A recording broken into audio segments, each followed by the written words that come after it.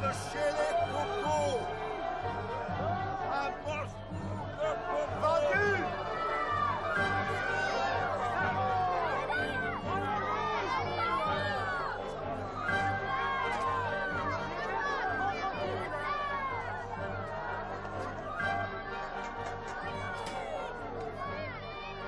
J'y vais. Bonjour les enfants. Bonjour, monsieur l'instituteur. Ça va? Bonjour. Bonjour. Vous les avez vus, ces salauds? Oui, et comme bonjour, j'ai déjà connu mieux. Mais j'ai prévenu l'inspecteur d'académie et le préfet que je me considère en état de légitime Oh, défense. c'est mince. Vous avez de quoi vous défendre? Moi aussi, j'ai fait la guerre, monsieur l'instituteur, et j'y ai laissé la moitié de ma jambe. Ils passeront pas. Merci, et ne répondez pas aux provocations. Quoi qu'il arrive, je ferai entrer vos enfants à 8 heures, comme d'habitude. Allez.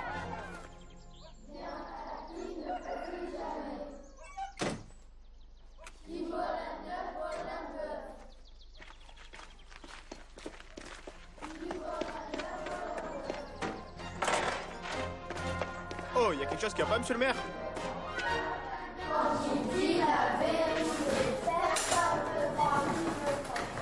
Asseyez-vous. Monsieur le maire, est-ce que je peux vous voir une seconde en particulier? Bien sûr. Allons de l'envoyer. C'est quand même quelque chose. Enfin, le jour de la rentrée de Pâques. Enfin, comment avez-vous appris ça? C'est un de mes patients qui habite Saint-Paul et qui vient de me prévenir, justement. Ah, le maire de Saint-Paul veut chasser ton ancien maître. Il a ameuté toute une populace devant son école. Forcément, il peut pas plaire à tout le monde avec ses envies de changer l'école. Même ici, il a fallu du temps pour s'habituer à ses inventions. Enfin, de là à le chasser. Faux. Mais qu'est-ce qu'il a pu leur faire ce coup-ci au Saint-Paulois? Enfin, présentement, le problème n'est pas là. Le problème, c'est que faire nous pour l'aider. Hein. Vous ne pouvez pas quitter votre classe. Et moi, ma salle d'attente est déjà pleine. Hein. Alors... Mais Lulu, avec ta camionnette, tu pourrais pas aller y voir à Saint-Paul ce qui s'y passe, toi? Ben, je vais me débrouiller.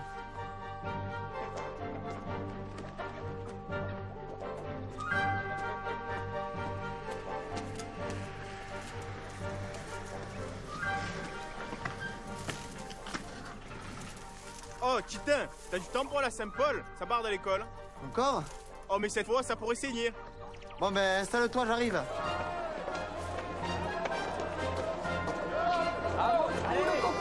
Vendu. Vendu.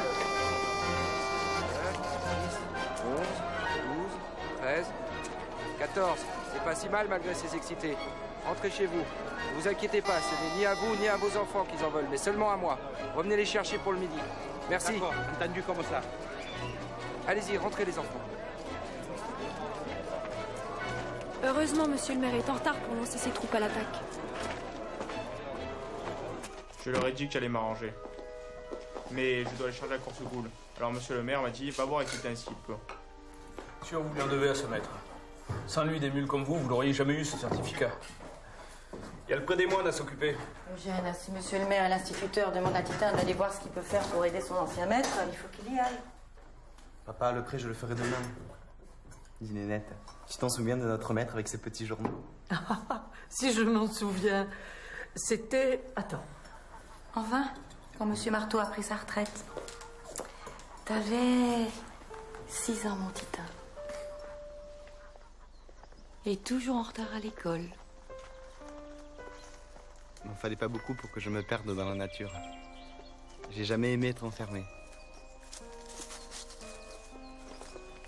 Qu'est-ce que tu fais là, toi? Comment t'es arrivé là? Toi aussi, t'aimes pas aller à l'école? Gloire à notre France éternelle.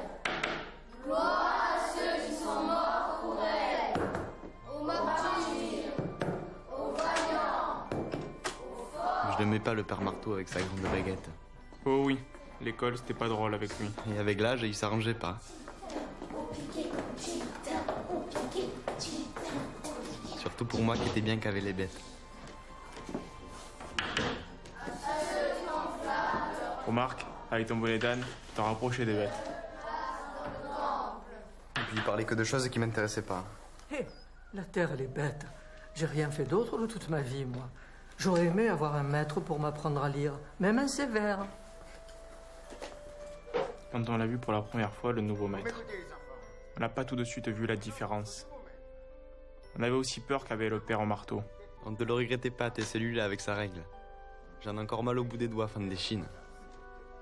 Le père au relais nous a dit que c'était notre nouveau maître.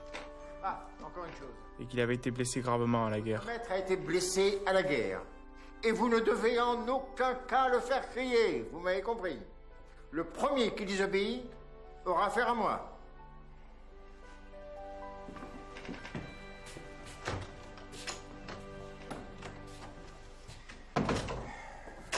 C'est vrai, j'ai été blessé à la guerre. Et comme des millions d'autres.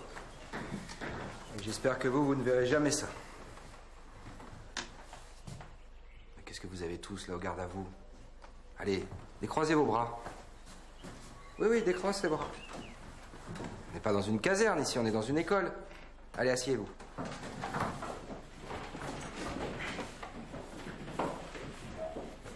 Manuel.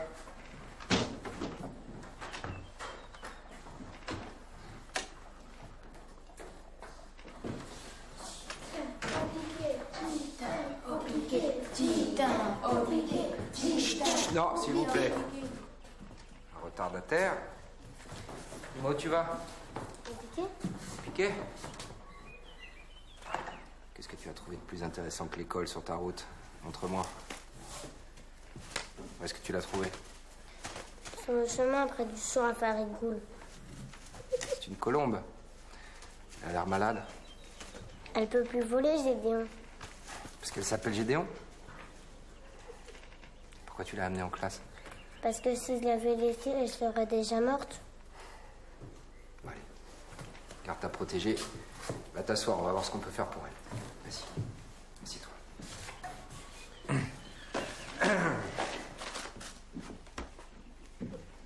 La tomate mûrira. La mule remue. Riri tuera le rat. Marie ira à la rue. Comme c'est intéressant. Mais ça n'a pas beaucoup de sens. C'est vrai, vous êtes là pour apprendre à lire et à écrire. Et pourquoi apprendre des choses qui n'ont pas de sens? Qu'est-ce que vous dites de ça? Aujourd'hui, Titin est arrivé en classe avec une petite colombe malade. Elle est pas malade, elle est blessée. Tu as raison. Un maître, c'est comme un élève. Tu as le droit de se tromper. Alors, une petite colombe blessée. Prenez vos cahiers, vos plumes. On va reprendre ce texte.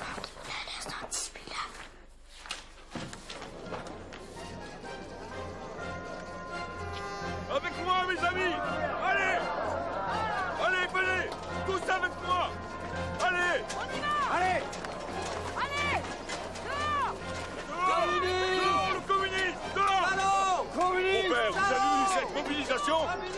Avec ça, s'il ne part pas lui-même, il faudra bien que les autorités académiques qu'il le déplacent d'office. Et ce qu'il faut aussi, monsieur le maire, c'est convaincre les récalcitrants de ne plus envoyer leurs enfants à l'école, n'est-ce pas? Absolument, on y veille, monsieur le curé, hein? Et On y veille. J'ai une idée. Vous allez voir. Suivez-moi. Qui même me suit? Bolchevique! Dehors, le mouvement! Arrêtez. Allez, ne faites pas attention, ils devront bien pas se fatiguer.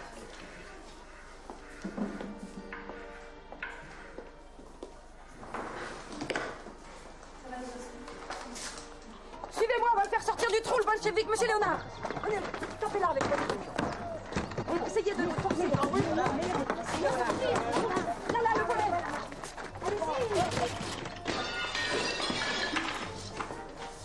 C'est la fenêtre de l'office. Ça va les enfants, tout va bien. Ne vous inquiétez pas, ça va, ça va.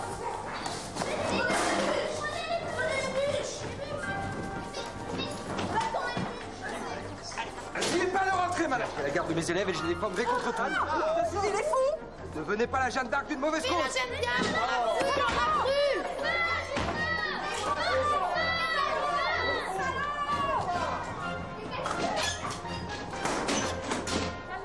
Reprenez vos activités là-bas.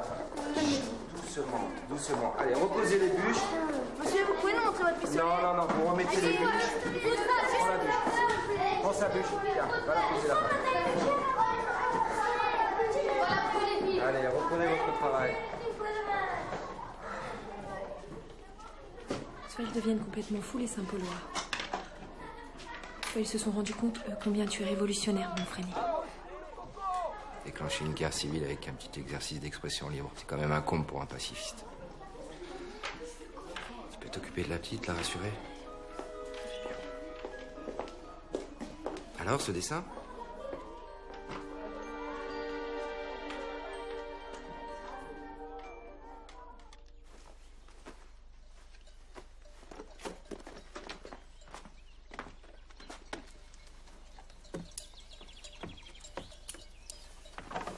Où tu vas, Nino? Je sors.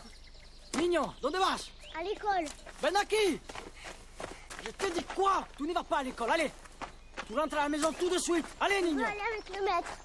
Toi, tu as peur du maire, mais moi, je m'en fous du maire. Mais le maire, il a dit qu'on va pas à l'école. Écoute-moi un peu, respecte-moi, je suis ton grand frère. Allez, rentre! Hein? Si le papa et la maman, ils étaient là, la raclée qu'ils t'auraient mis. Et Nano? Aïe, aïe. Qu'est-ce qu'il y a encore? Qu'est-ce que tu fais? Ven aquí! Ah! Nino! Ven aquí! Cretino! Qu'est-ce qu'il a pu inventer cette fois-ci pour qu'on lui tombe dessus? On peut pas dire, mais l'air de Saint-Paul, il est malsain pour lui. Déjà qu'il a les poumons fragiles, peu cher.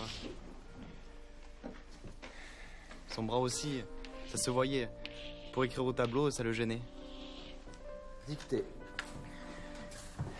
Je vais d'abord vous la lire. Remarque, au début, avec lui, on s'embêtait tout autant, hein. La trouille en moins, parce que lui, il usait pas sa règle sur les doigts. Même si toi, tu quittais pas des yeux ton Gédéon. Ah oui, et même toi, quand tu visais Gazania, histoire de le réveiller en le faisant crier. Reste immobile, sur le ciel, couleur de plomb. Tout est... Moi, j'aimais pas quand il ne pouvait plus respirer. Ça me faisait mal. Merci, Roubaud. Quand il fait lourd et humide comme ça, j'ai du mal à soulever la poitrine. C'est gentil, tu peux t'asseoir. J'arrive, les enfants. Et toutes ces belles méthodes des pédagogues modernes que l'on voit fleurir en Allemagne, Suisse, je me rends bien compte qu'elles ne peuvent fonctionner que dans leurs écoles privées, avec peu d'élèves et beaucoup de moyens. Moi, je n'ai aucun moyen et ma classe compte 9 bancs de 10, soit 92 élèves. 92 élèves. Et comment fait-il? Oui, tu lis bien. 92 élèves dans ma classe ne parlant que breton. Tu le sais comme moi. Après cette hécatombe, on manque de maîtres. Tréguin est un gros bourg avec beaucoup de familles nombreuses et la municipalité n'est pas portée à favoriser l'école laïque. Heureusement, je peux pratiquer les leçons en plein air. C'était la tempête. Une vraie tempête? Ben oui, on était perdus en pleine Méditerranée. En Méditerranée? Oui, Comme l'Ulysse. oui. Et toi, Lululysse, tu te gavais bien de figues et de grenades dans ta couchette. C'est ça, hein? Eh ben moi, les figues, ça me fout la pétrolette. Ça te la fout pas, toi? Et toi non plus. Ah, maman. Parfois, je me dis, abandonne. Passe le concours de professeur. Et oui, c'est vrai. La guerre m'a ôté la santé nécessaire pour bien faire ma classe. Les gosses s'ennuient. Comment voulez-vous qu'ils s'intéressent si moi je dois économiser ma voix? Ah voyons, mon cher collègue, mais les élèves vous aiment. Ouais. Pas pour ça que les parents sont contents des résultats de leurs gosses. Hein.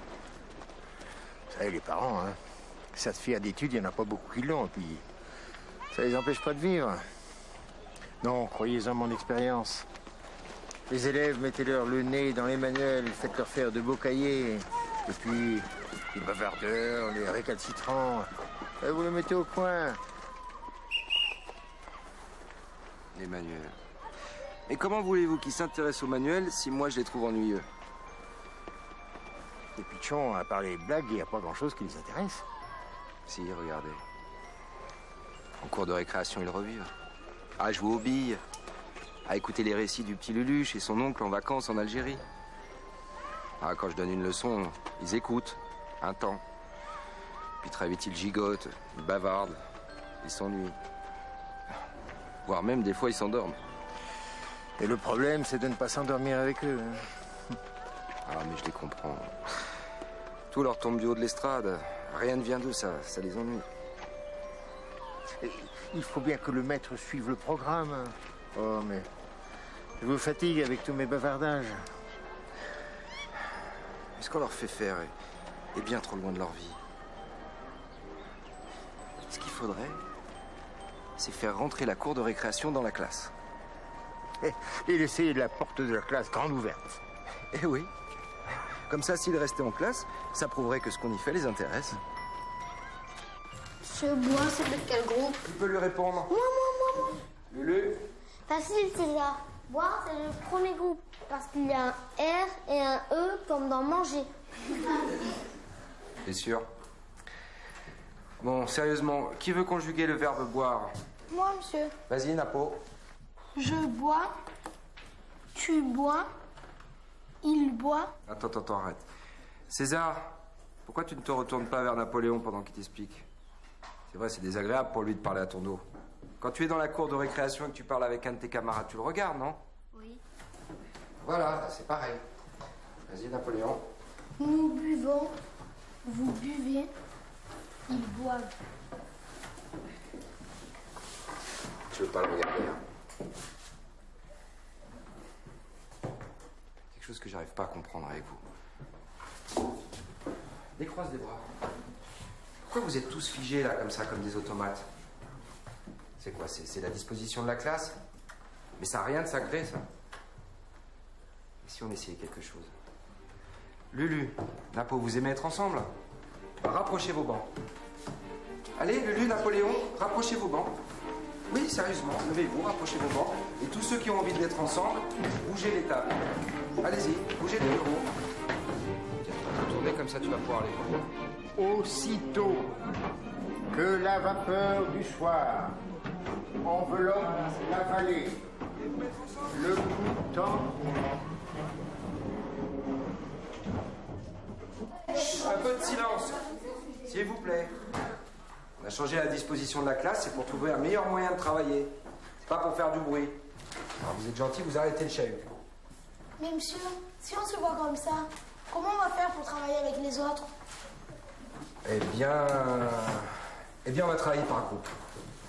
Par exemple, ceux qui s'intéressent au voyage de Lulu chez son oncle en Algérie se mettent avec Lulu. Toi, c'est ta mamie qui fait les escargots. Oh oui, monsieur, ma mamie, elle fait trop bien les escargots. Eh ben, raconte la recette de ta mamie à tes copains. Oui, monsieur. Toi, Antoine, ton papa, il est berger. Oui. Eh ben, explique à tes camarades comment ça se passe avec le mouton, les chiens, tout ça. Oui, monsieur. Et on fera des petits textes sur ces sujets, on travaillera là-dessus. Qu'est-ce que vous avez là, tout seul? On dirait des chats qui ont répondu à un œuf. Mais monsieur, pour faire ce que vous dites, faut parler tout? Oui, il faut parler tout haut, comme des gens qui travaillent ensemble. Et vous pouvez vous déplacer aussi. Venir me poser des questions. Et si jamais vous voulez des informations pour vos sujets, ou s'il y a un mot trop compliqué, à partir d'aujourd'hui, vous pouvez venir consulter le dictionnaire, sans me demander. Il sera là toujours pour vous, ici. Mais monsieur, pour parler, faut lever la main, comme pour aller au cabinet. Oui, mais alors là, attention, pas tous en même temps, sinon on va pas s'entendre. Qu'est-ce que tu fais tout seul, mon petit César? Ils veulent que je mette ma table loin. Ils veulent que tu mettes ta table loin? Mais César, ici, toutes les places sont à toi. Si tu veux, tu viens te mettre là. Et puis si ça te plaît pas, regarde, tu changes. Tu viens ici, et tu peux changer encore. Tu peux même venir te mettre à mon bureau. Et si tu as envie, si ce sujet t'intéresse, tu viens te mettre là, avec tes camarades. Tu écoutes ce qui se passe. Voilà. Alors on se met au travail? Mon cher René Daniel, j'avoue être parvenu au même scepticisme que toi sur les pratiques pédagogiques. Nous allons devoir inventer nous-mêmes nos propres techniques avec nos pauvres moyens. Mais vont-ils nous laisser faire? Quelques manoirs entourés d'étangs.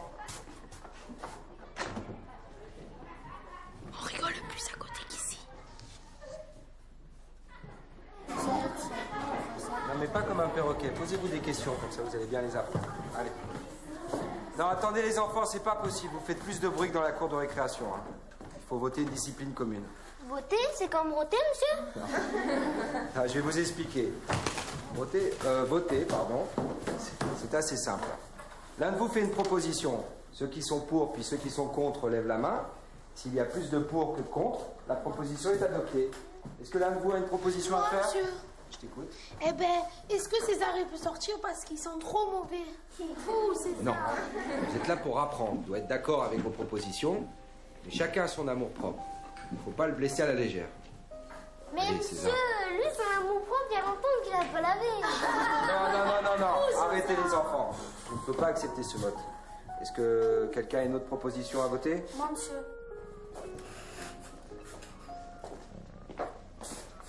Allez, mange, Félix. C'est bon pour toi, la soupe. Qui a donné la permission de se lever à ce gamin? Il a même pas fini la soupe. Tu t'occuperas de ton chat plus tard, Titin, viens. Mais il a faim, Félix. À ta place. Quitte encore une fois la table et tu verras la rouste. Le nouveau maître, il nous permet de nous lever. Et il dit que c'est bien, la liberté. Il faut pas obéir aux ordres bêtes de la guerre. Au nom de Dieu. Oh, c'est trop fort. À qui je tords le cou? À ce chat ou à ce morveux? Si ce nouveau maître te tourne les idées, moi je vais lui faire comprendre comment ça doit marcher. Calme-toi, si c'est le maître qui lui a dit. Si on leur apprend pas à marcher droit, c'est Pichot. La prochaine der des der, ils y verront pas le bout. Eugène, ne parle pas de malheur. Hein? De toute façon, la guerre, c'est de la couillonnade. Écoute, Titin a bon maître. Il est plus jamais en retard. Comme son pigeon passe la nuit là-bas, il arrive le premier pour s'en occuper. Hein? Quand il n'y aura plus de pigeons? Les élèves, ils ont décidé qu'on fera un élevage de pigeons voyageurs. Et le maître, il a dit oui. Ah, décider. Décider. Depuis quand les Pichots ont le droit de décider? Si je te mets à l'école, c'est pour apprendre à lire et à compter, pas pour faire de l'élevage. Ça, je peux te l'apprendre. Elle dira à son instituteur au lieu de faire peur à ton fils.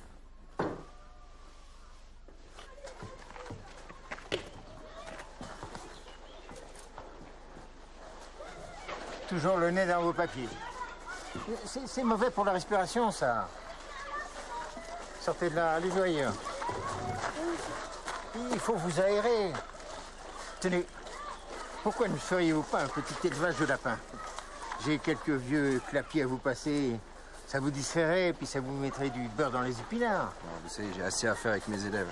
Mais justement, vous en occupez trop de vos élèves. Faut vous mêler à la vie du village.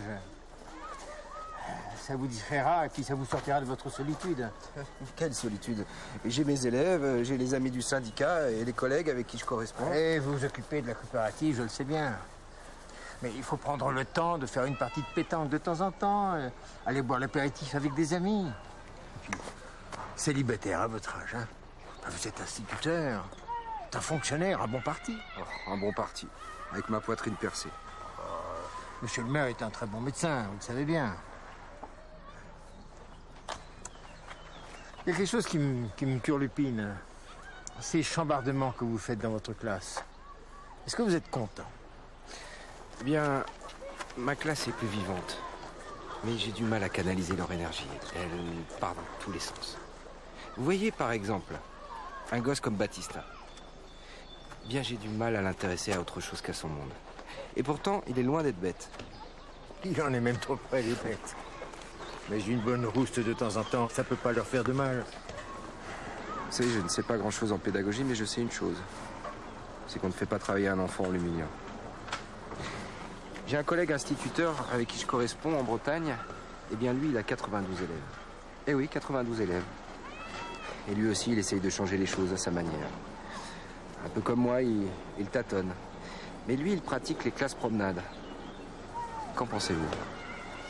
Ah, vous savez, moi j'ai assez de mal à emmener mon âne dans les collines pour y chercher du plantain pour les lapins, pour y emmener les gosses.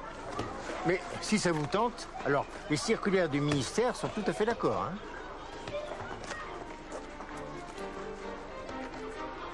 J'ai mis la pièce dans le feu et maintenant je vais pomper sur le soufflet pour faire des belles braises bien rouges. Voilà. Et c'est bien comme ça qu'il faut leur expliquer, monsieur l'instituteur. C'est parfait, monsieur Domal, c'est parfait. Non, parce que vous comprenez, moi j'ai plus l'habitude de parler aux chevaux et avec eux je me gêne pas pour employer les mots du métier, mais là... Mais parlez avec vos mots à vous, ils sont là pour comprendre votre travail. Excusez-moi, j'ai du mal à respirer, je vais aller dehors. Non, allez-y, je m'en occupe. Alors voilà les enfants, j'ai sorti la pièce du feu. Qu'est-ce que c'est? Je sais, c'est un œuf. Ah non, ça c'est un jus, tu vois. Je pose la pièce sur l'enclume, bravo. Je donne quelques bons coups de marteau. Pourquoi avec un marteau, monsieur? Pardon? Pourquoi avec un marteau? Parce que j'essaie avec la tête, mais ça marche pas, tu vois. Voilà, quelques bons coups de marteau pour rectifier la pièce. On vérifie pour voir si ça va bien. Vous savez, vous avez de la chance, hein, parce qu'aujourd'hui, je suis en train de faire du beau travail. Une nouvelle enseigne pour l'auberge Sainte-Catherine. Monsieur? Oui? Ça aussi, c'est un G. Ah oui, ça tu as raison, mon petit, c'est un G, mais il est raté. Alors tu peux le garder, tu peux le prendre, tu peux l'emmener à la maison. J'ai comme j'ai dit. On refroidit la pièce. Attendez, ça chante. Et maintenant, on sort tous et on va vérifier le chef-d'œuvre. Attention, vous passez devant parce que c'est encore un peu chaud. Allez-y. Alors les enfants, c'était intéressant? Oui. Tu as vu le Pourquoi tu les carottes, c'est bon? Mon père, il est pas garagiste, t'as pas besoin de les piquer. Pour boulonner, t'es. Regarde. Moi, je te le disais, c'est vraiment la villégiature, cette classe. Hier, il baguenaudait dans la rivière à s'amuser avec un moulin en bois. Tu le crois, toi? Ce maître, il a pas le coffre pour les instruire. Alors il les promène. Ça t'appelle ça instruire, toi? L'autre jour, je demande aux gamins de me citer des noms d'arbres fruitiers. Je sais pas, moi, le prunier, le pommier, le saladier qui fait la salade. Vous avez été blessé où? Au chemin des Dames. L'offensive d'avril 17. Oui, c'est à l'époque, oui, c'est à l'endroit, oui. Oui, je sais. Vous pouvez vous rhabiller.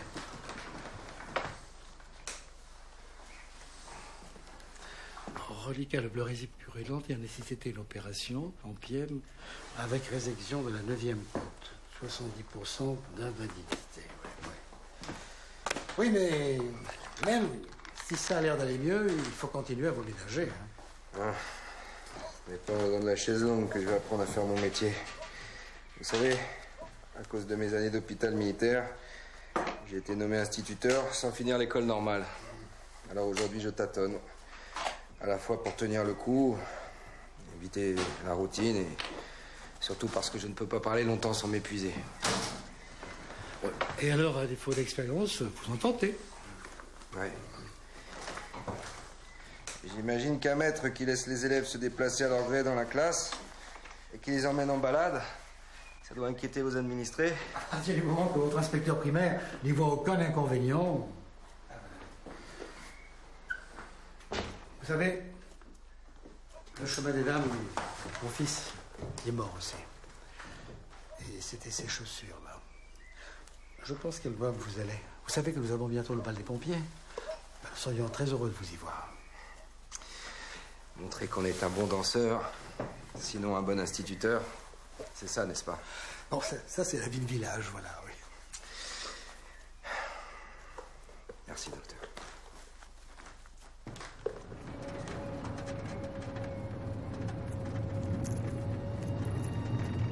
Et regarde, on va arriver à Saint-Paul après la récré.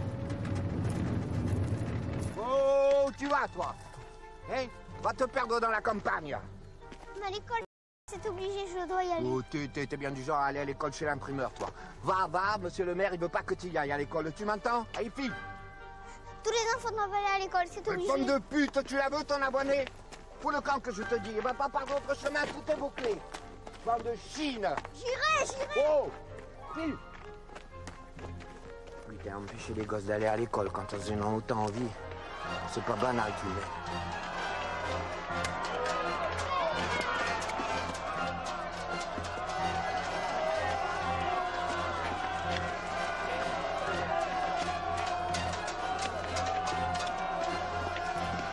Qu'est-ce que vous faites là, hein? Allez, on ne s'en recule, on évacue là, hein? Poussez-vous là, hein? Vous êtes devant une école là, hein? Allez, on... Les gendarmes sont là, enfin. Évidemment, on leur a demandé de ne pas être devant l'école ce matin, c'est sûr. Il vaudrait mieux la faire courte, cette récré, tu ne crois pas? Oui. Bon, les enfants. Bon, allez, on y va. Allez, on va les rentrer enfants, en classe.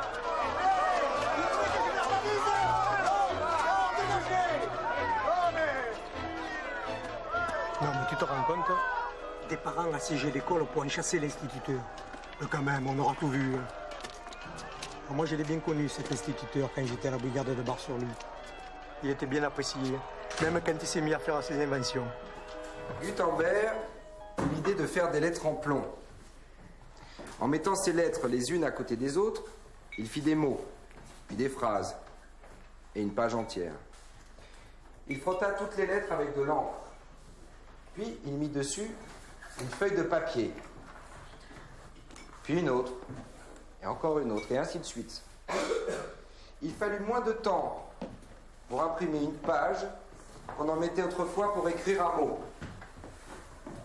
Alors on imprimera des livres en grande quantité.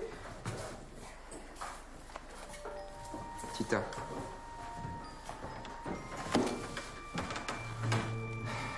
Pourquoi tu t'obstines à pas vouloir travailler?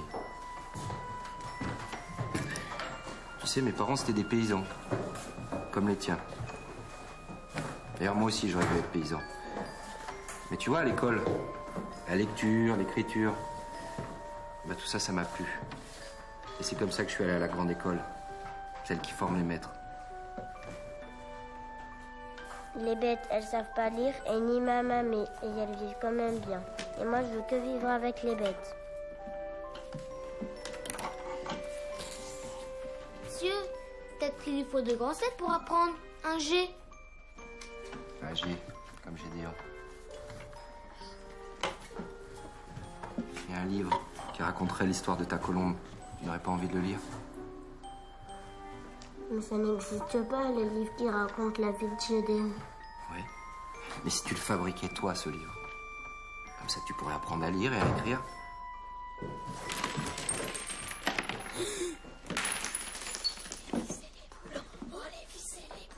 Oh les vis et les boulons, oh les vis et les boulons, oh les vis et les boulons. Les élèves ont plein de choses à raconter. Pourquoi ne pas leur faire imprimer leur propre texte? Et vous pensez que ça les captiverait plus que les manuels? Et ça, je ne sais pas. Mais en tout cas, j'ai découvert chez un industriel parisien un matériel d'imprimerie, de quoi imprimer des petits textes pour les affichettes, les prospectus. Et c'est la presse la moins chère du marché. Ah, malheureusement, en ce moment, le budget de la commune... Bien, tant pis. Je vais la commander. Mes notes attendront chez l'épicier, mais il faut que je vérifie. Il faut que je vérifie si ça m'aide à intéresser les gosses. Bon, écoutez, dès que vous la recevez, vous me prévenez, parce que, en tant que maire, là, ça m'intéresse.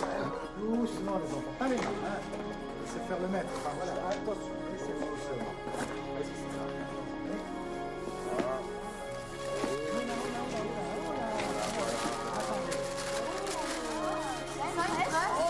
Qu'est-ce que c'est joli? On dirait un jouet, hein?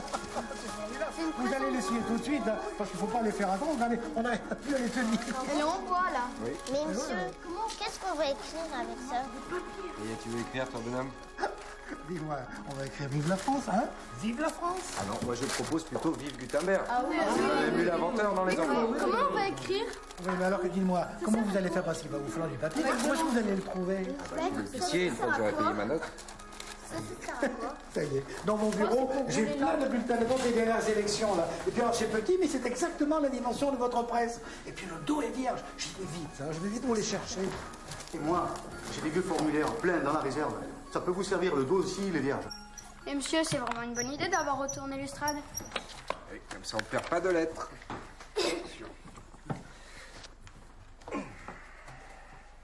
Mais monsieur, comme on a retourné l'estrade, vous êtes un petit maître maintenant.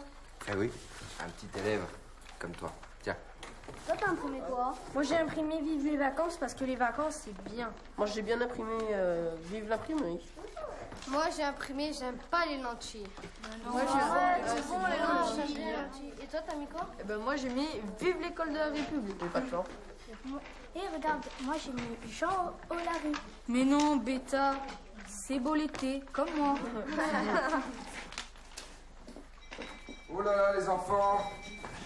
La récréation. Non, j'ai des instructions. Allez, après la récréation. Attention, allez-y. Non, allez prendre un petit peu l'air. Allez-y.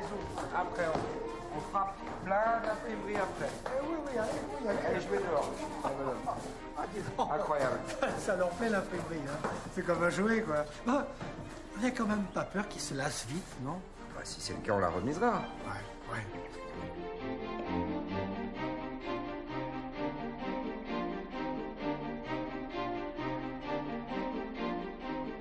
Bon, vous en êtes où? On a bien avancé, monsieur. Tout ça? Oui. Voilà. Bon, maintenant, il faut les trier. Tu t'occupes de ça? Alors, demain. C'est pas trop tôt. J'aime, c'est ton texte.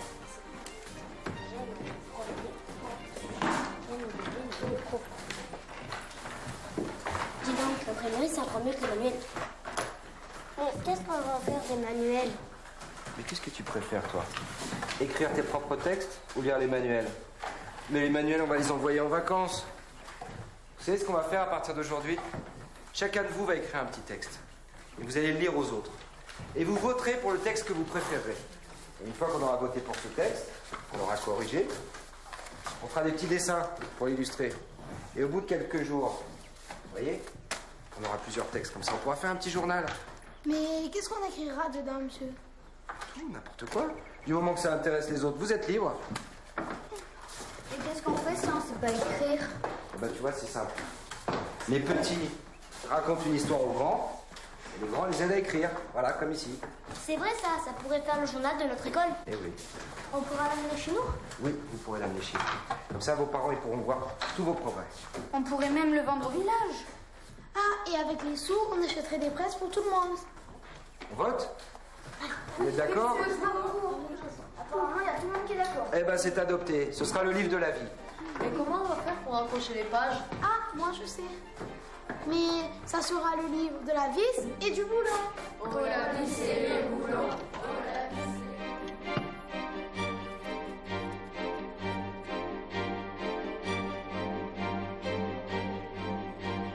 Demain, dans le journal de l'école, j'écrivrai comment cueillir les roses pour la parfumerie.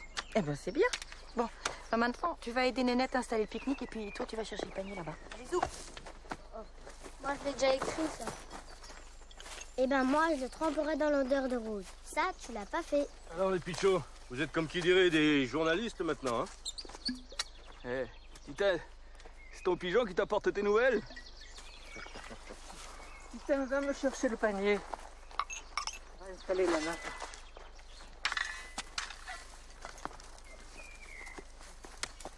Ouf.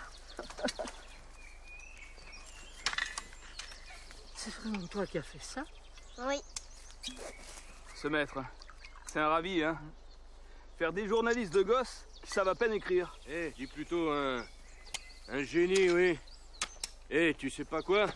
Lulu écrit et lit à la maison maintenant. Il y a même des fois, je le surprends le nez dans le journal. À le lire. Enfin, tout ça, ça vaut pas un vrai maître. Hein. Le père Marteau, autrefois, quand t'allais aux oiseaux plutôt que de bailler à l'école, il savait te redresser la tête d'une paire de taloches. De quoi tu te plains? Depuis qu'il imprime, ton fils fait plus l'école buissonnière. Il s'intéresse. Moi, je trouve que c'est bien leurs petits livres. C'est bien qu'ils les vendent au village. C'est plus drôle que les devoirs.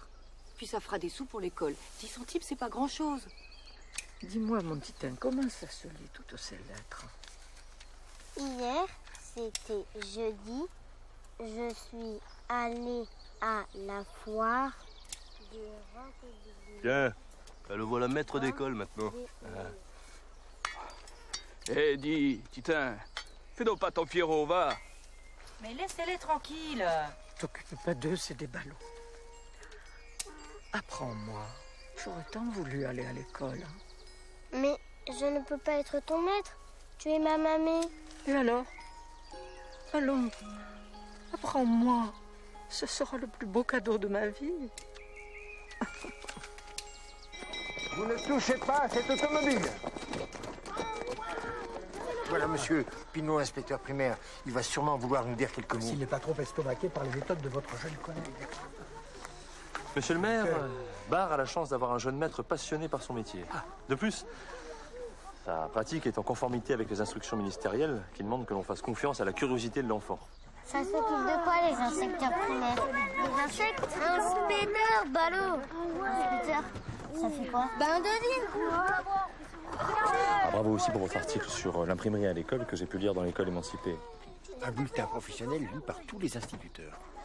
J'apprécie cette idée de laisser l'enfant imprimer ce qu'il a envie de dire, et cela avant même qu'il ne sache lire et écrire de sa main, bien sûr. Je craignais qu'une fois passé l'effet de la nouveauté, les élèves se lassent de l'imprimerie, mais en fait pas du tout. Qu'espérait mieux. Alors, monsieur le directeur, vous allez vous y mettre, vous aussi, à l'imprimerie? Oh, pour changer de méthode, il faut une impatience que je n'ai plus, non. Mais ces articles sur l'imprimerie à l'école, parus dans la presse syndicale, ont suscité énormément d'intérêt chez tous nos jeunes collègues. C'est vrai que beaucoup m'écrivent pour avoir des précisions sur l'imprimerie. Et vous prenez le temps de leur répondre? J'essaye. Oh, quelle énergie. Et dites-moi... Ah, bah avec toute cette correspondance, j'espère qu'il y aura des cœurs à prendre. Ce serait quand même dommage de laisser partir un tel maître. Ah bah ouais. Moi aussi, j'étais une institutrice. J'avais lu un article que ton papa avait écrit sur l'imprimerie à l'école. Et comme je voulais en savoir plus sur son travail, bah, je lui ai écrit et il m'a répondu. Tu vois, ça c'est la première fois que papa et maman se sont rencontrés. On s'était donné rendez-vous dans cette gare à Grenoble. Il fallait attendre toute la nuit le train du matin. Alors, on a parlé pendant des heures et des heures, l'un en face de l'autre. Et au petit matin, chacun est parti dans sa direction. Ton papa, vers un congrès d'instituteurs en Allemagne, et moi chez tes grands-parents, à Vallouise. Et après les vacances, je suis allée visiter son école avec d'autres instituteurs. Docteur! Bonjour, mademoiselle. Bonjour. Pourriez-vous nous dire où se trouve l'école de garçons, s'il vous plaît? Ah, vous n'avez qu'à me suivre.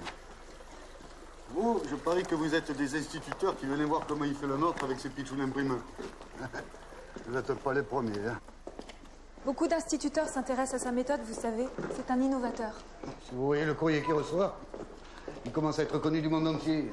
Et les colis en plus, maintenant. Ah oui, c'est sa dernière trouvaille à notre innovateur, comme vous dites. C'est celui-là, par exemple.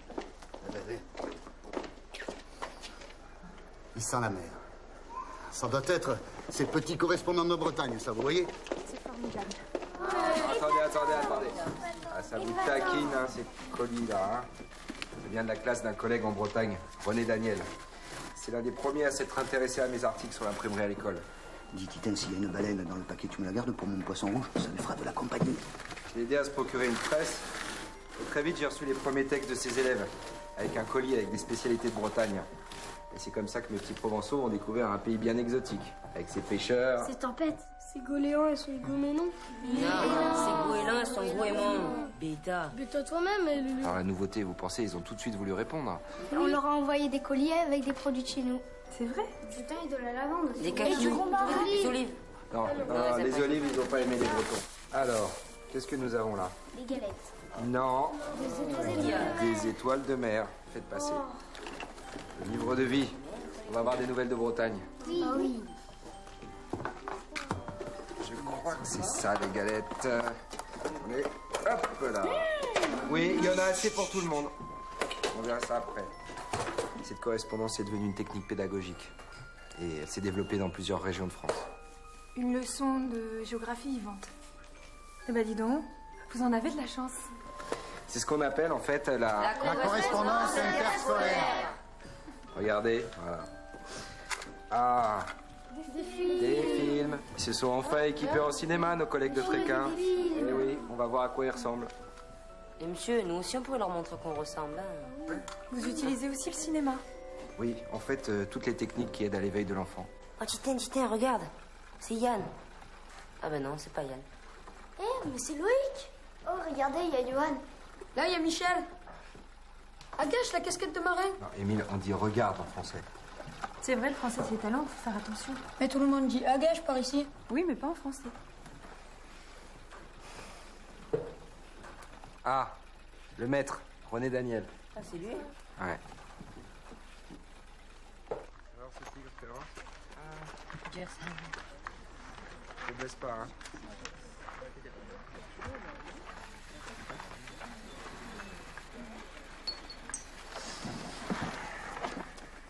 C'est joli ce que tu leur fais faire. Pourquoi tu viendrais pas plus souvent leur donner des leçons de dessin? Ah oui! C'est que j'habite loin, moi. Où ça, loin? Je suis institutrice à Lyon. Et bientôt, je serai peut-être en stage à Paris. Allez, viens, en même temps de dessin. D'accord? Alors ça y est. Tu t'es enfin décidé à passer ton professorat de dessin. C'est bien. Remarque, c'est vrai que tu es une artiste. Dis, maîtresse, tu me dessines des étoiles? Et pourquoi tu veux des étoiles, toi, sur ton dessin? Bah parce que c'est les trous par lesquels le bon Dieu nous regarde, non? Libéraux, viens voir mon dessin. C'est toi qui leur apprends ça? Non. Ça m'aurait étonné. En fait, tu vas toujours en URSS avec le voyage d'études du syndicat? Ouais. Quelle chance.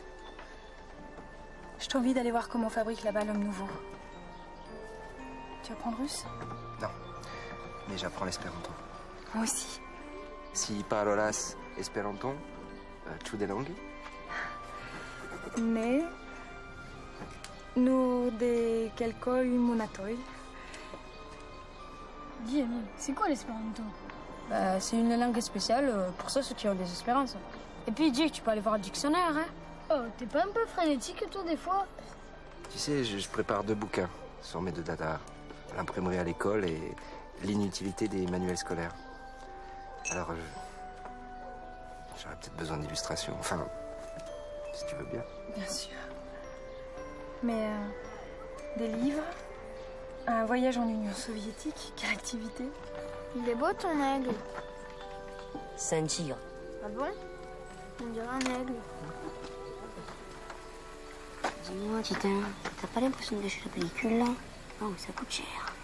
C'est que je l'aime bien, moi, Élise. Ben, apparemment, t'es pas le seul. Dis donc, les instituteurs, ça se marie entre eux? Forcément. Puis après, on s'est mariés. Mais très vite, notre appartement est devenu trop petit. Surtout que ton papa, il s'était lancé dans la coopérative. Et c'est pour ça qu'on est venu vivre ici, à Saint-Paul. Votre dame ou... Non, mettez-la là-haut, merci. Ah, je me doutais bien qu'on ne pourrait pas vous garder toujours. Hein. Oh, Saint-Paul, c'est plus près de la gare de Nice. Ce sera plus simple pour le syndicat, pour les congrès. Oui. Et surtout pour la coopérative. Et j'aurai peut-être là-bas plus vite un poste. Oui, bah, il faut dire qu'avec cette coopérative, un 2e salaire d'instituteur sera pas de trop. Hein. Oh, l'argent, c'est pas important, l'argent. Ce qui est important, c'est qu'en voyageant, on fasse connaître l'imprimerie à l'école partout. Pour les enfants du peuple, hein. Pour les enfants du peuple, oui. c'est ça, monsieur. Vous permettez, j'embrasse votre fille? Bien sûr. Ah, très bien. Bon, allez, les enfants, allez, dégagez. Hop. Allez, les enfants, allez faire vos adieux à votre instituteur. Au revoir, les petits. Et moi, Lulu, bravo pour ton certificat d'études. Merci, monsieur. Eh ben, Tristan, il est où? Il a été reçu, lui aussi, pourtant, non? Monsieur, vous savez bien comment qu'il est, le Titan. Il a toujours peur de pleurer en public. Ah. Eugène, il est où, Titan? Ma mère et ma femme sont encore à ses trousses. Je sais où il est encore se fourrer pour pas pouvoir partir. Hein. Ah, sûrement dans un nid d'oiseaux.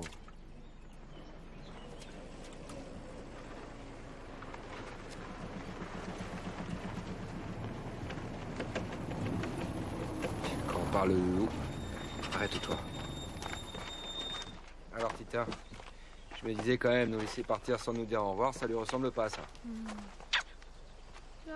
C'est que je voulais Qu'est-ce qu'il y a? Quoi? vous montrer quelque chose. Quoi? Qu'est-ce que tu veux nous montrer? Quelque chose, mais on peut pas y aller en camionnette. Mais c'est pas grave, montre-nous. On y va à pied? On y va? Oui. On revient de suite, merci. Voilà, c'est ici, à côté du ruisseau. Attendez-moi ici.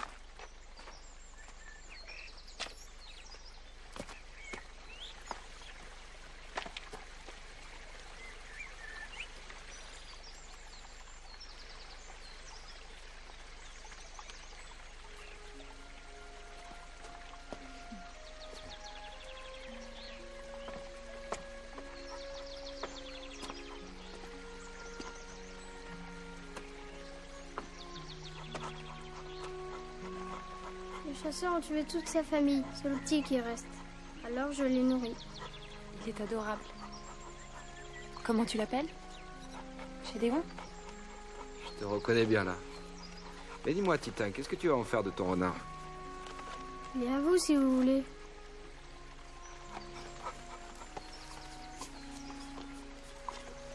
c'est gentil. Mais c'est pas possible. À Saint-Paul, il serait trop près des poulaillers, il va manger toutes les poules. Et puis je crois que c'est mieux que tu veilles sur lui ici, dans son milieu naturel. Sûr? Oui. Bon bah, prenez ça quand même. Tiens. Remets-le dans son terrier, ce renard.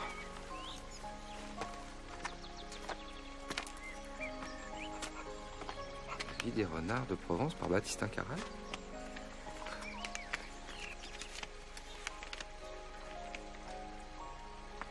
Le renard est un mammifère, il est carnivore, il fait partie de la famille des canidés, souvent du genre Vulpes. Regarde. Regarde ça. Autrefois appelé goupil, renard vient du nom d'un héros de roman du Moyen-Âge. Empreinte de renard. Tita?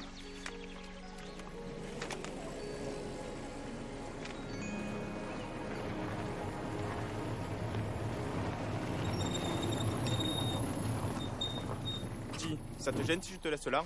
J'entends déjà mon patron gueuler. Oh fainéant, jamais à l'heure! Alors bon, tu comprends? Ouais, je comprends. Bon, allez, hein. Attends. Démarre pas, il y a une bête là dans les taillis. Ouais, c'est ça, ouais, pour que tu transformes ma camionnette en arche de Noé. Non, merci, hein. Démarre pas, je te dis. Tu vas le faire cuire avec ton moteur. Allez, ciao, mon pote.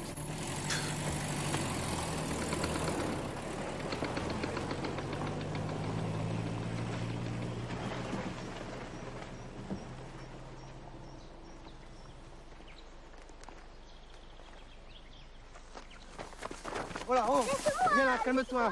N'aie pas peur, je vais pas te faire mal. Qu'est-ce que tu fais là? C'est le garde champêtre, il m'empêche d'aller en classe. Mais tu veux y aller, toi, en classe? Ben oui, je veux y aller. Et pourquoi il t'empêche? C'est les gens. Ils en veulent pas de notre maître. Mais tu sais, je crois qu'on est deux à vouloir aller le voir. Pourquoi? C'était mon instituteur avant. Je suis du Bar-sur-Loup. Ah, Bar-sur-Loup. Hmm. Et comment tu t'appelles? Titan. Et toi? Mignon. Qu'est-ce qui se passe à Saint-Paul? Oh là là, la castagne. Ça a tout de suite castagné entre le maire et le maître. Dès qu'il est arrivé ici avec Élise, pan avec le maire. Je me Regardez rappelle. l'état lamentable de ce matériel. Regardez. Et puis ces cabinets. Jamais dans ma vie je n'ai vu des cabinets aussi pestilentiels. Non, il faut faire des travaux.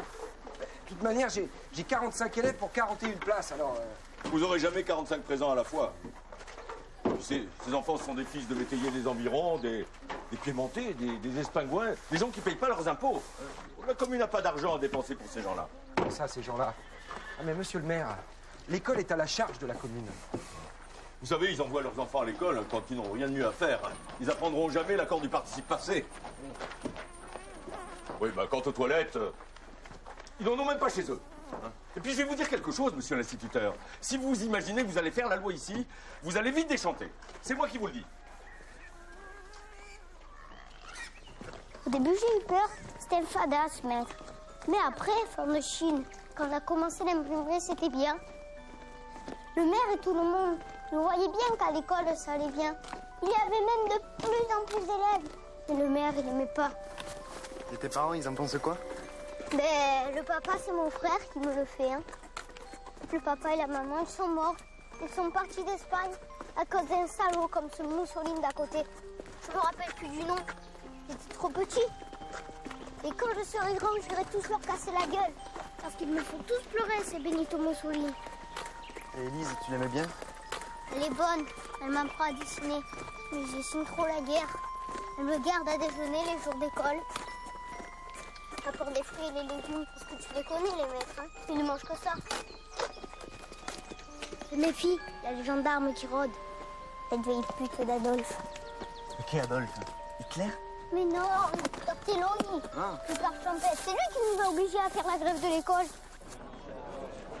Violette, c'est carnaval. Carnaval, tu sais, quand on fait des crêpes. Non mais regardez-les! Mais quelle provocation!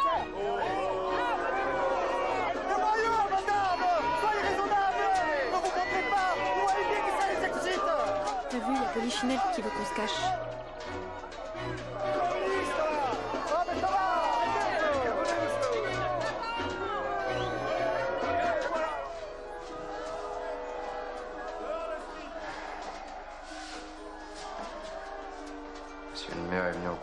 troupe avec tout son état-major. Monsieur le curé, c'est normal. Le pharmacien ultra-droite, ça se comprend. Mais pourquoi se mêlent-ils tous ces bourgeois? Aucun d'eux n'a inscrit ses enfants à l'école publique. Eh oui, c'est la politique de classe. Mon bolchevique. Curieux quand même qu'ils en veulent tant à un maître qui passe toutes ses nuits à travailler pour leurs enfants. Ma faute. À Bar, j'avais pris le temps de me mêler à la population. Ici, j'ai pas fait l'effort. J'ai voulu faire trop de choses, trop vite. Le syndicat, le parti, le mouvement, mes livres, mes correspondances, l'imprimerie et mes élèves, bien sûr. Parfois, je me demande si tu regrettes pas la vie que je t'ai faite. De toute façon, j'aurais pas pu épouser quelqu'un différent de toi.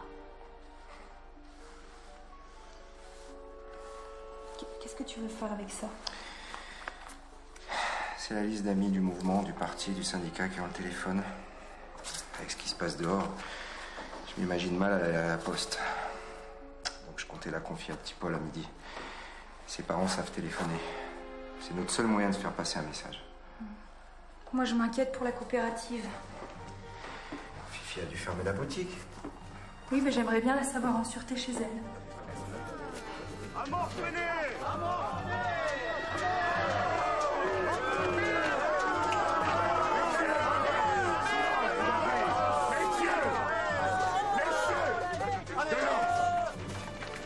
Monsieur le maire, je suis venu pour tenir au courant monsieur le préfet de l'évolution de la situation. Eh bien, constatez, monsieur le commissaire de la sûreté. C'est la bagaille.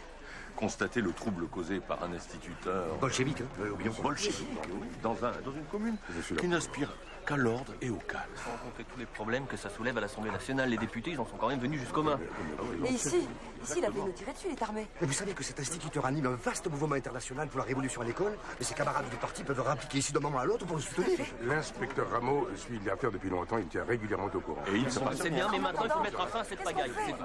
Enfin, vous savez bien que les partis de gauche, les syndicats le soutiennent. Oui, Même des savants. oui, c'est ça, ces intellectuels, oui, ce Malraux, ce Gide, ce Romain Roland, mais c'est tous des pourris. Dépend de sa méthode. La méthode, c'est l'anarchie. Doit nous débarrasser de ce fou furieux qui rêve de faire assassiner monsieur le maire par élève interposé. Seul monsieur le préfet a autorité de déplacer l'instituteur sur la demande de l'inspection d'académie. C'est ça. Bah alors Nous allons donc attendre ces messieurs. Bien sûr, eh bien attendre. En attendant, je vais faire un tour du village.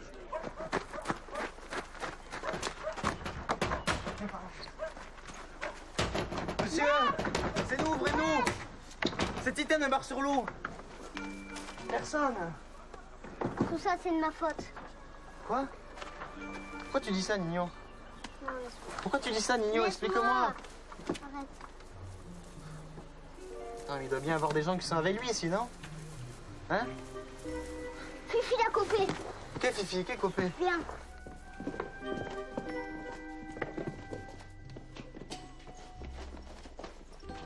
C'est donc ça la fameuse coopérative de l'enseignement laïque. Y a quelqu'un? Y a quelqu'un? Y a quelqu'un? C'est quoi juste pour cet instituteur? C'est ce qui a fait son renom partout en France et même dans le monde entier. Comment ça? Comme c'était pas facile à trouver le matériel d'imprimerie, il s'est chargé de le fournir à tous les instituteurs qui ont adopté sa méthode. Avec d'autres de ses collègues et des convaincus. Il s'est chargé de créer cette coopérative. Depuis le mois d'octobre, c'est presque 5000 colis qui sont partis d'ici. En France et à l'étranger. L'Allemagne, l'Espagne, la Russie et même en Amérique. Comme se demander à un instituteur d'être internationalement connu. Y a quelqu'un? Qui s'occupe de cette boutique? Ah, c'est lui. De sa femme aussi, mais elle est de santé fragile. Alors il emploie à plein temps une jeune fille, une dénommée Fifi, d'origine italienne. Mais c'est bien légal tout ça? Ah non, mais c'est pratiquement de la vente à prix coûtant. Hein. Ah non, c'est un homme de passion, ce type. C'est pas un homme d'argent. Apparemment, personne dans la maison. Allons jeter un coup d'œil sur les remparts. Oui, c'est par là. Pas retour de l'école. Le village est calme, non?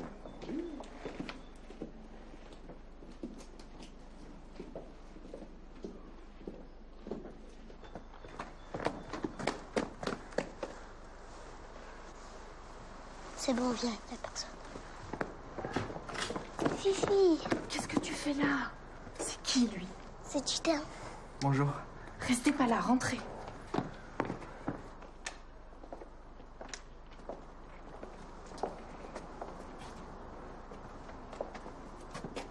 Un chaud partisan de l'instituteur, ce libraire, pour exposer ainsi ses œuvres. Plus de manuel scolaire, la grammaire en 4 pages. C'est comme ça qu'il compte apprendre le français aux petits macaronis et espingles du coin. Ces photos-là, c'est quoi? Ça, c'est durant le Congrès international d'éducation nouvelle à Nice l'année dernière. Il a même organisé une visite de son école à cette occasion. Le délégué soviétique a même fait un discours ici. Normal entre cocos. S'il a la carte du parti, on ne le voit pas beaucoup aux réunions de cellules. Ancien combattant tout de même. Je comprends vraiment pas ce genre de type. Nous aussi, on a fait la guerre. Est-ce qu'on fout le bordel? Non, on défend l'ordre. Il apprend à lire et écrire au môme, mais en poète, libertaire. L'expression libre, c'est ça. Pas étonnant que le curé l'ait pris en grippe. On m'a raconté. Monsieur l'instituteur, qu'est-ce que c'est que cette provocation dans votre journal scolaire? Vous élèves assimilez la Sainte Communion et une beuverie et vous laissez publier ces horreurs? Mais c'est une honte! Ça s'appelle la liberté! La liberté, c'est dur, qu'est-ce qu'il faut pas entendre? Vous avez vu dans la vitrine la nouvelle revue française? Une revue d'intellectuels. Mais qu'est-ce que ça a à voir avec lui? Ils se sont fait un plaisir de publier des textes de ses élèves. Du miel pour ces surréalistes. Alors ça vient d'une école de Toula, en URSS. C'est les élèves qui nous l'ont envoyé. On a une correspondance scolaire avec eux. Ici, on a toutes les publications. Alors, bibliothèque de travail, enfantine, livre de vie. Et vous vendez même des caméras? Et des phonos aussi. Eh ben. Mais là, on est en rupture de stock. Eh bien, en tout cas, il y en a de la marchandise dans cette coopérative. Même que mon frère, il a suffi à porter les colis. Ouais, le plomb, c'est lourd. Et de plus en plus de maîtres passent commande. Les presses, les revues, la documentation. Sans parler du fichier scolaire. C'est la dernière invention qu'on a mis en vente. Fifi, c'est moi. Fifi, c'est moi, Pedro. Bougez pas. Je pense qu'à toi tout le temps. Fifi, s'il te plaît. Mais qu'est-ce que tu fais là, toi aussi? Je t'avais dit de pas venir. Allez, rentre. Non, faire un mot. Au bout d'1 an et demi d'enquête, vous n'allez pas me dire que vous ne savez pas s'il espionne ou pas pour les communistes, ce pédagogue. Écoutez, j'ai vérifié les destinataires de tous les colis qui sont partis de sa coopérative, rien que des enseignants aux activités normales, ainsi que leur contenu, toujours du matériel pédagogique. Vous avez réussi une chose pareille? Le chef de centre au Tripostal à Nice est un patriote, un ancien chasseur alpin, comme moi. Le petit avec son chapeau de mou. Combien de fois qu'il est venu traîner ses croque-nous ici, à poser des tas de questions avec son air pas franc. T'es sûr que c'est la Mais police? il me l'a dit lui-même qu'il était policier. Pourvu qu'il ne nous arrête pas. On n'a rien fait. Mais qu'est-ce qu'ils ont tous contre lui? À bord sûr, tout le monde l'aime. C'est à cause de moi.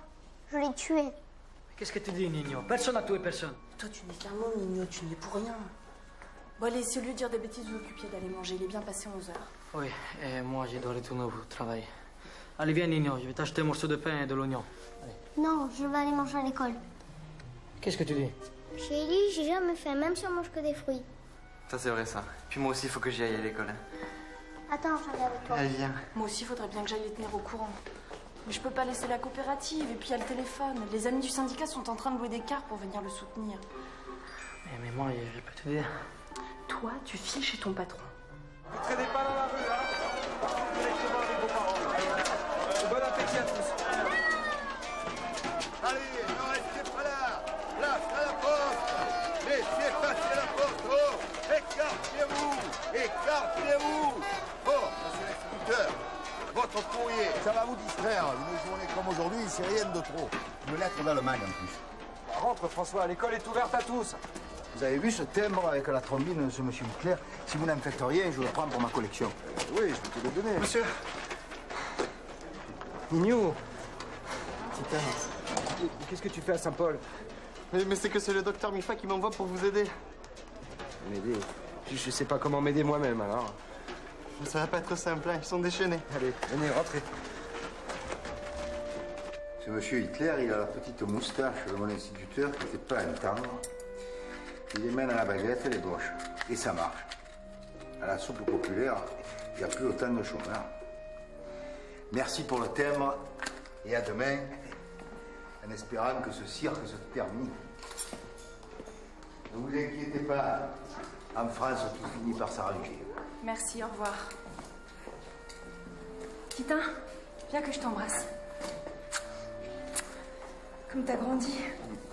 Ça fait combien de temps depuis Bar-sur-Loup 5 ans 5 ans qu'on ne s'est vu. Je suis contente de te voir. Moi aussi. Mais pourquoi tous ces gens sont contre vous, là, Madame Élise? À la grille, tout à l'heure, il y avait un qui vous traitait de pousse au crime. Ça veut dire quoi? Élise, c'est une lettre de Léa Holberg. Qu'est-ce qui se passe? Franz a été arrêté par les nazis. Il n'y a plus aucune nouvelle de lui. Dans toute l'Allemagne, les écoles nouvelles ont été interdites. Et les maîtres arrêtés. Mais il faut qu'elle vienne vivre ici. Ici. Comme havre de paix, il y a mieux. De toute manière, elle partira pas sans Franz. D'ailleurs, regarde, elle nous demande de plus lui écrire. Ça pourrait être dangereux pour elle et Sarah. Où va le monde? Où va le monde? Titin, tu te rappelles de qui on parle? Franz Holberg. Notre premier adhérent étranger de l'imprimerie à l'école. Un Allemand formidable. Et bien sûr que je m'en souviens. On ne voyait jamais de voiture allemande là-bas. Et ça a rassuré quand on l'a vu retirer son chapeau devant le monument aux morts. C'est même moi qui suis venu vous prévenir. Qu'est-ce qu'il venait faire en France? Des vacances? Oh non, tu sais, après de telles guerres entre nos deux pays, la France n'est pas vraiment une terre de villégiature pour les Allemands. Non, il avait entendu parler de notre imprimerie et il voulait voir comment ça fonctionnait. Tu vois, je ne me doutais pas que les instituteurs allemands lisaient mes articles sur l'imprimerie à l'école. Mais il m'a appris qu'il n'était pas le seul en Allemagne. Franz, lui aussi, voulait lancer un mouvement coopératif pour l'imprimerie à l'école. On a même envisagé de faire la correspondance interscolaire entre nos classes. Et puis en bavardant, on avait découvert qu'on était au chemin des dames, dans la même attaque, en avril 17. Lui aussi, la guerre l'avait détruit. Quand je pense que lui non plus ne voulait plus jamais connaître ça, et le voilà en prison. L'Italie sous la botte de Mussolini. Maintenant l'Allemagne avec Hitler. Bientôt une France fasciste. T'en penses quoi, mon petit Nignon? Moi, je crois que j'ai un peu faim. Tu as raison. Il est temps d'aller manger, venez. À sa table.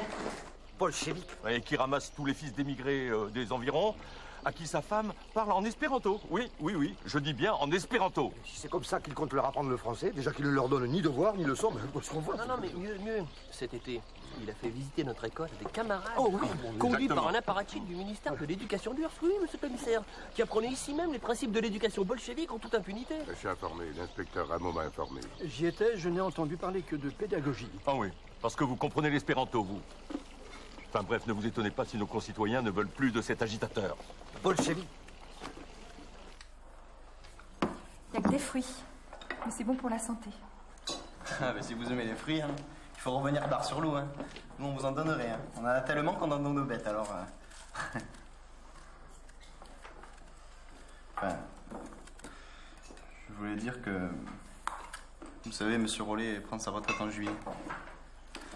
Et ben, c'est pas chez nous qu'on vous embêterait. Hein. C'est gentil, Titin.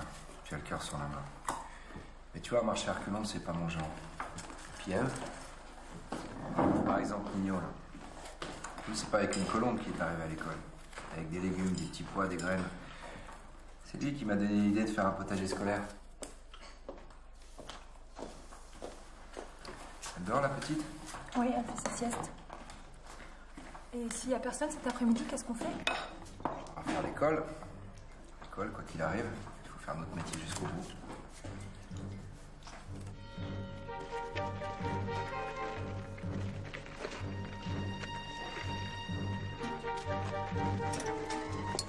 Entrez les enfants. Fous le cœur! Venez vite! Vous faites déjà rentrer les enfants en classe!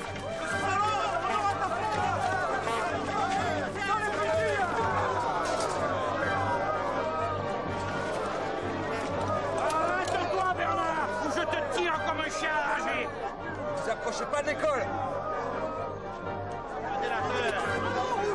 Allez, reculez! rapprocher de l'école. J'ai la responsabilité de mes élèves. Vous ne me faites pas peur. Non, gardez votre sang-froid, c'est à la police de vous entêter. C'est vous qui me demandez de garder mon sang-froid? C'est vous le représentant de l'ordre. C'est à vous de faire respecter la loi, monsieur. À vous.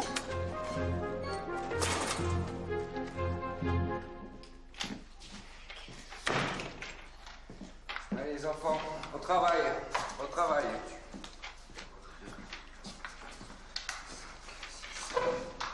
10, plus les 4 là-bas.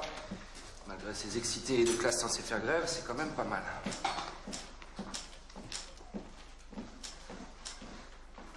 Tiens, Nino, tu peux aller me chercher du ruban?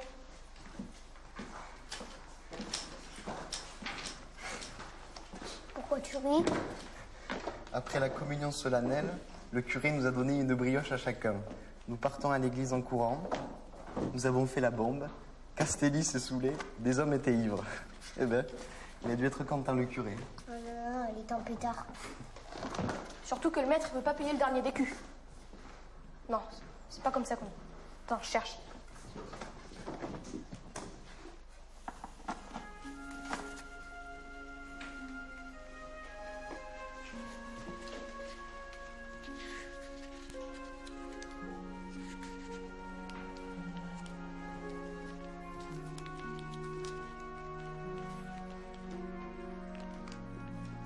Ah ouais, c'est pas le dernier d'écu. C'est le denier du culte. Ben oui, c'est l'argent qu'on donne au curé. T'as été imprimeur, toi, à Bar? Parce que, tu vois, ça, c'est une bibliothèque où il y a tout ce qu'ils ont imprimé à Bar. Ben oui, regarde. Celui-là, là, c'est moi qui l'ai fait. Qu'est-ce que t'as trouvé? Tu vois, Nino, moi aussi, je suis dans votre bibliothèque. Ah oui, c'est l'histoire du renard. Je l'ai déjà lu. J'ai même lu plusieurs fois. Ça t'a plu? Ah oui! Ben, c'est bien. En tout cas, je vois que vous avez plus le temps de vous ennuyer ici. Chiffon de Chine, le jeudi et le dimanche. Et les vacances? Mais on peut quand même revenir en classe. Oui, mais seulement quand le maître est là. Et c'est ainsi, ça pue. On va quand même pas leur installer l'eau courante. Arrose-lui un peu. Et puis ça ses sera flancs, pas meilleur dans leur ferme. Voilà, c'est bien. Là, c'est bien. Voilà. Vous n'avez pas un troisième à côté? Oui. Eh ben, non, pas trop près. Pas trop au milieu. Voilà, on met une deuxième, hein. Ah, monsieur, cette toilette, c'est une infection, hein? Ouais, ça pue trop. Mais jamais vous les répare. Et non. Vraiment, je comprends pas pourquoi ils vous en veulent autant ici. Regardez vos élèves. Ils ont l'air aussi heureux que nous, on l'était à Bar, hein?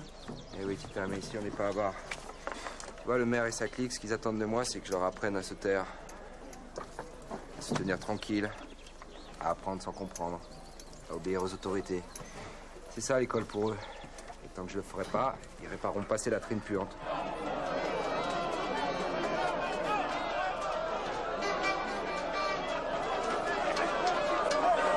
Le respect, monsieur le sous-préfet. Mais, oui, je sais, nous nous sommes fait attendre. Mais monsieur l'inspecteur d'académie et monsieur l'inspecteur Pinault ont été heureux de profiter de ma voiture. Bienvenue, Voilà. monsieur Et quelle est la l'inspecteur. situation, Ben, alors? elle est mauvaise, monsieur le sous-préfet. Il faut nous débarrasser de cet instituteur. Alors je vous propose qu'on aille tout de suite à l'école. Non, monsieur le maire, les enfants n'ont été que trop perturbés par cette regrettable affaire. Nous allons attendre leur sortie. Nino, réveille-toi, ça va être l'heure de la sortie. Titin, tu peux t'occuper de lui, s'il te plaît. Merci. Viens, descends des poules, mais mets un peu de couleur. Allez, Tiens. Nino, t'entends? Non, arrête de m'embêter. Je faisais un beau rêve. Qu'est-ce que tu faisais comme rêve? Que j'étais un soldat français. Un soldat? T'avais un fusil? Oui. Et j'ai appuyé ma baïonnette sur le bide de Moussoline. Et mourir de trouille. Tu peux pas t'empêcher de rêver, toi. Regarde où ça nous a menés. C'est ta faute, tout ça. Non, Nino, tu sais très bien que c'est pas de ta faute. Hein? Allez préparer vos cartables, il est bientôt 4h30. Je vais t'expliquer. C'était vers le mois de mars l'année dernière. Nino s'est endormi en classe, comme aujourd'hui. Ouais, avec toi? Tu m'as cassé mon rêve. Ah ouais? Le bébé qui dort? Oh, arrêtez. Tout le monde rêve, hein. Vous savez, il y a même un grand docteur autrichien qui a découvert que les rêves, c'est très important et très intéressant. D'ailleurs, si vous voulez, Vous pouvez raconter vos derniers rêves. Et puis on s'en servira pour la lecture, comme tous vos textes. Et puis on les imprimera aussi. Et moi, mes rêves, c'est pas pour les autres? Eh ben, tu feras comme tu veux. Moi, j'ai rêvé que toute la classe était contre le maire. Le maître, il a dit au maire que s'il nous payait pas les livres, on le tue. Le maire, il a dit non. Mais moi, j'ai même pas peur. Prends mon couteau, je le tue. Le maître est devenu le maire. Je suis allée à l'hôpital. Et en sortant, ils m'ont donné 1000 francs. Le rêve de Nino, c'était le mieux. On a tous voté pour lui et puis on l'a imprimé. Mais ce jour-là, le Nino, il aurait mieux fait de pas dormir. Non, Domenico. Là, pour une fois, je n'étais pas d'accord avec mon mari. Franchement, tu peux pas publier le rêve de Nino dans le livre de classe. Si le maire lit ça, tu vas droit au conflit. J'en suis sûre. Jamais je n'ai censuré le texte d'un élève. Je ne peux pas prôner la liberté d'expression et faire de la censure. Sinon, comment veux-tu que les enfants croient à la liberté de s'exprimer?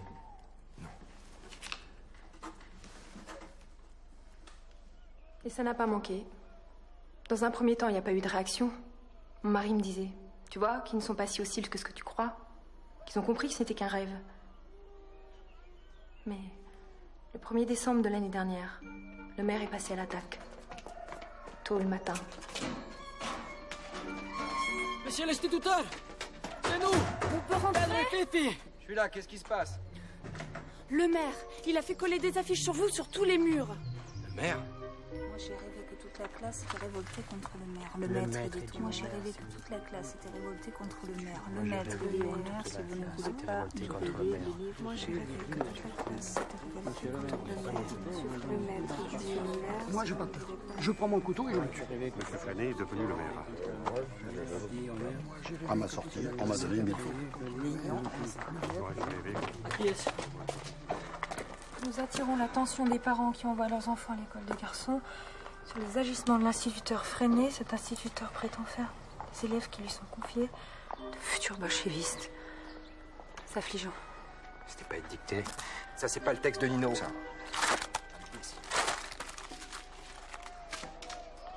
Toutes les armes étaient bonnes. Ça n'a pas cessé depuis.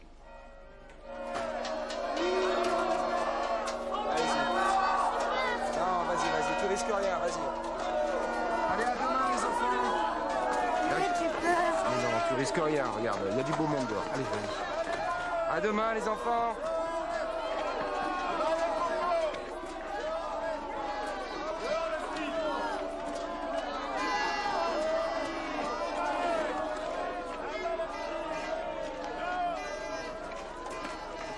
Le responsable de la situation, c'est vous, monsieur le maire, qui ne financez pas ce à quoi la loi vous oblige. Parce que des fils de métayers italiens, ça vous intéresse pas. Le devoir du maire, c'est d'abord de préserver le budget de la commune. N'est-ce pas, monsieur le sous-préfet? Jusqu'à l'illégalité. Vous noterez, messieurs, qu'il y a ici moins de places assises que d'élèves inscrits. Ça, bien sûr. Les inscriptions affluent forcément. Une classe où on passe son temps à s'amuser, ça attire tous les fainéants du pays. Mais vous ne vous êtes jamais plaint du nombre de reçus au certificat d'études, monsieur le maire. Non, ce qui vous gêne, vous, c'est de devoir ouvrir une nouvelle classe pour des enfants dont les parents ne sont même pas des électeurs. Alors vous créez un climat de terreur et après mes élèves font des cauchemars. Je vais vous dire, moi, pourquoi ils font des cauchemars. C'est parce que vous les incitez à m'assassiner. Oui, parfaitement. Toute la France maintenant connaît les prétendus rêves de votre petit protégé, le fils d'anarchiste espagnol. Est-ce digne d'un maître de faire publier de tels appels au meurtre? Messieurs, l'expression libre est le symbole même de ma pédagogie. L'école doit libérer la parole des enfants, faire d'eux des êtres libres. Et si monsieur le maire ne sait pas ce que c'est qu'un rêve, il a qu'à lire les travaux du docteur Freud. On les trouve à la librairie. Oui, c'est ça. Comptez sur moi pour lire ces cochonneries. Mais vous-même, monsieur le maire, n'avez-vous jamais vraiment rêvé de tuer quelqu'un? Moi, par exemple. C'est vrai, le petit Nino a fait un rêve homicide. Mais comme chacun de nous ici peut en faire. Et ça ne fait pas de nous pourtant des assassins. Et j'ai toujours laissé les élèves décider eux-mêmes de ce qu'ils publiaient dans le journal scolaire. Et cela depuis très longtemps. Vous m'en avez d'ailleurs félicité à Bar-sur-Loup, monsieur l'inspecteur.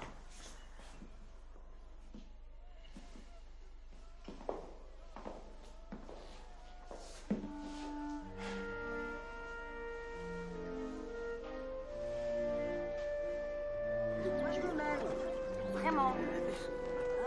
Je fais tout.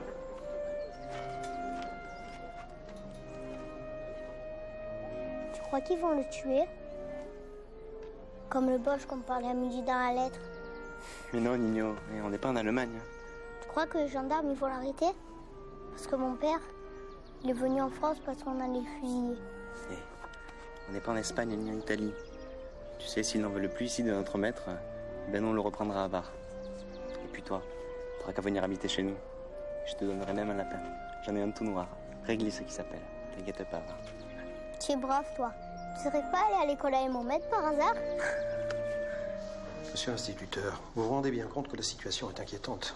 Cette foule surchauffée, pour une part même fortement avinée. Vous les avez entendus comme moi proférer des menaces. Le saccage de l'école, l'incendie. Je sais que vous avez fait une belle guerre. Il a été héroïquement blessé au champ d'honneur. Il a vu tous ces blessés, tous ces morts. Vos collègues instituteurs ont annoncé leur intention de venir vous soutenir. Naturellement, la force publique ne laissera pas investir l'école. Il peut se déclencher à tout moment des batailles de rue avec des blessés. Au pire. Vous voulez prendre ce risque? Vous avez vu ces parents d'élèves avec leurs fusils de chasse. Non, décidément, votre maintien à Saint-Paul est impossible. Écoutez, je suis prêt à vous aider au maximum. Vous aurez un poste qui vous conviendra et vous pourrez continuer à exercer selon votre pédagogie personnelle. Mais dans l'intérêt de l'école, des élèves et de vous-même, vous devez impérativement demander votre changement. Décidez-vous vite.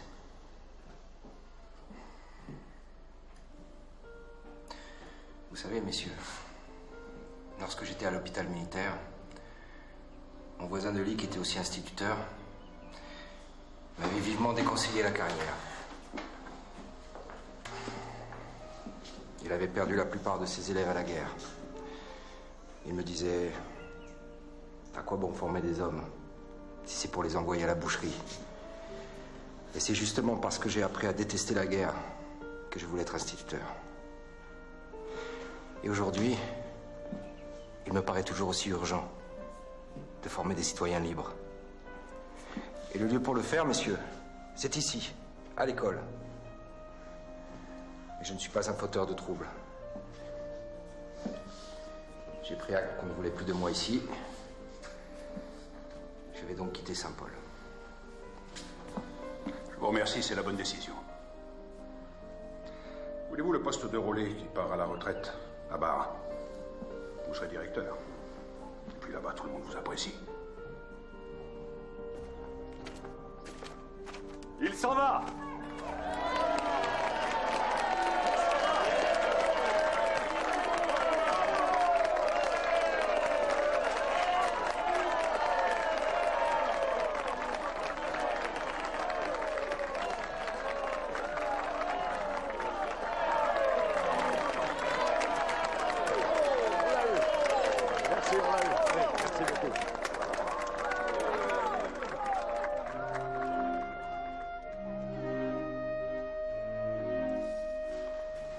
Monsieur l'inspecteur, je ne vous comprends pas. Depuis le début de ma carrière, vous n'avez cessé d'encourager mes innovations pédagogiques et là, aujourd'hui, vous me lâchez. Comme ça, sans un mot. Le monde change. Il y a 10 ans, c'était l'après-guerre. On avançait, on y croyait, on innovait. Maintenant, on se protège, on bétonne. Le monde est redevenu sombre. La prudence s'impose. Désolé.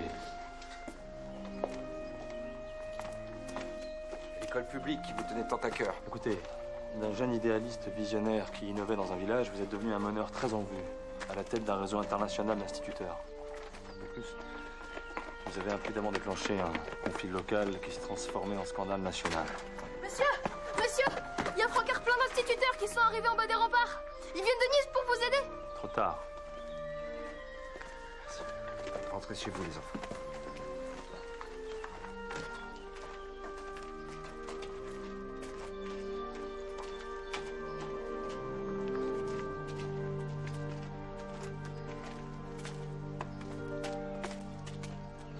chassé de partout dans l'enseignement public.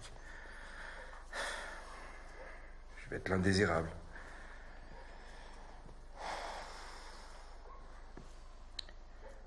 J'ai envie de revenir à Barcelone. Non. T'as trop envie de continuer tes expériences. Puis si tu peux pas le faire dans l'enseignement public, c'est pas grave.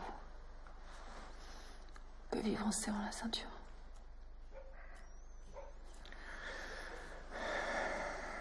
Et tous ces gens qui me soutiennent. Une école privée. Mais notre école à nous, ce serait une école du peuple. Ce sera pas une école de riches. Je sais. Arrête de remuer tout ça, essaye de dormir.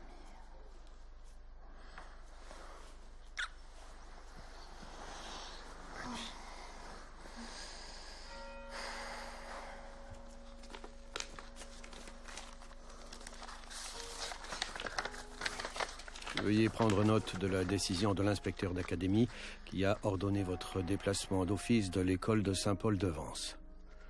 En compensation, vous avez été nommé à un autre poste, à savoir directeur de l'école de Bar-sur-Loup. Ce serait une école du peuple. Une école pour les enfants du peuple.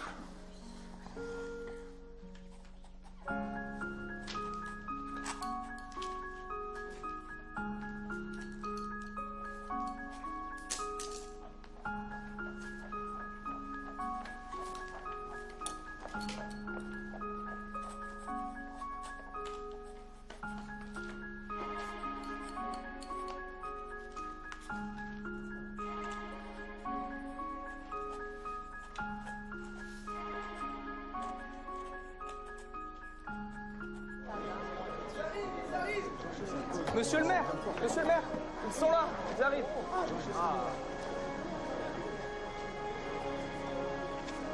Voilà.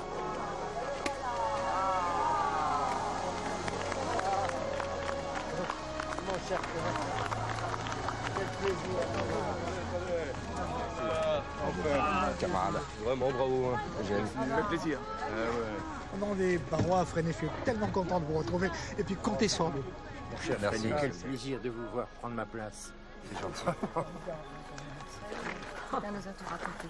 Oui. Ah oui, il a ah été oui. très bien. Merci, Tita. Alors, les enfants ont retrouvé la presse, ils l'ont nettoyée et ça marche. Oh. Bonjour les enfants. Bonjour. Les amis, je prends aujourd'hui possession de mon nouveau poste. Attendez, je vais vous décevoir, je ne resterai pas. Je ne peux pas accepter un déplacement d'office. Ce serait un désaveu brutal de ma manière de faire l'école et ce serait donner raison à mes détracteurs. Monsieur le maire, on peut pas... non. J'ai donc réfléchi et je vais quitter l'enseignement public. Je vais demander la retraite anticipée à laquelle j'ai droit comme blessé de guerre. Mais je ne renonce pas à exercer mon métier de pédagogue. Je vais acquérir un terrain à Vence pour y bâtir moi-même ma propre école, où j'aurai toute liberté pour inventer l'école de demain. Ah, quel plaisir de voir les anciens élèves en train d'aider à construire une école pour les nouveaux élèves. Alors comme ça, Monsieur Daniel, vous êtes enfin décidé à quitter votre Bretagne pour venir visiter notre belle région? Eh oui, que voulez-vous? Dans les circonstances actuelles, je me devais d'être là. Pour ce collègue qui nous a tant apporté. Entre nous, qu'est-ce que vous en pensez de cette école privée qu'il est en train de nous construire? Ça se discute, non? Qu'il en dise ce que j'en dirais si je voyais ça de sa Bretagne. Que ça lui plaît pas beaucoup. C'est pas pour te critiquer, mais on s'est toujours donné un seul et même objectif. Changer l'école publique. C'est toujours mon but. Seulement l'école publique, elle veut plus de moi. Alors je prends un autre chemin. Ça ressemble plutôt à une démission. Même si on peut te comprendre. Rappelle-toi, René. On s'était demandé quelle dose d'innovation l'instruction publique pouvait supporter. Bah, apparemment, je l'ai dépassé.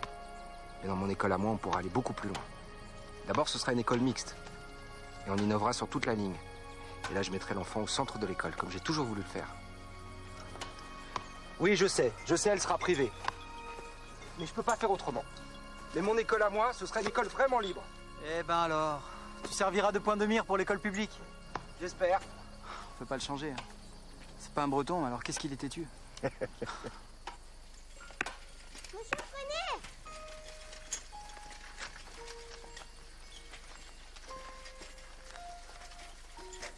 Qu'est-ce que vous faites? Bah tu vois, on construit une école. On aimerait bien t'avoir comme élève. Ça tombe bien. Parce que j'ai rêvé que j'étais le premier de la classe. Je devenais le maître. Puis je me mariais avec votre femme.